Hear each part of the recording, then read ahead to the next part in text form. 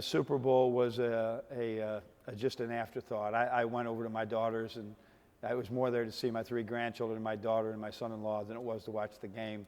I'm a Buffalo Bills fan, so I'm still scarred many, many years later after the 4 in a row. But yeah, it was fun, but it was really more about, that day was more about learning from our terrible loss to Michigan State and getting ready for Minnesota.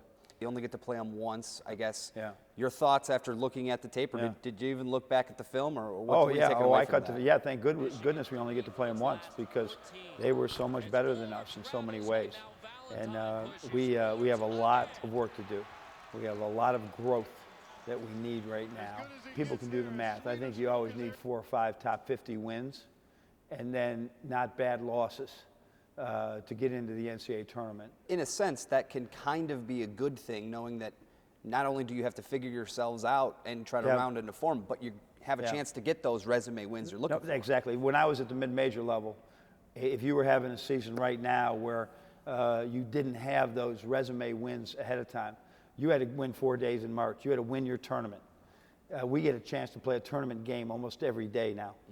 That those wins can get there. So that's the great news, and really, frankly, why I was so anxious to coach at this level. Going to Minnesota, the barn, an elevated floor, just a really unique venue in the Big Ten.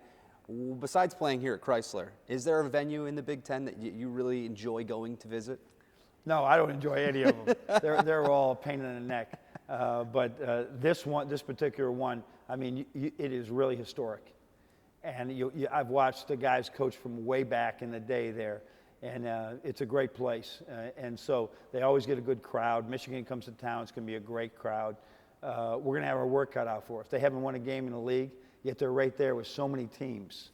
You know, they just lost to Michigan State there. They just lost to Indiana there. We didn't do very well against those teams. So if we don't play well, we will not win.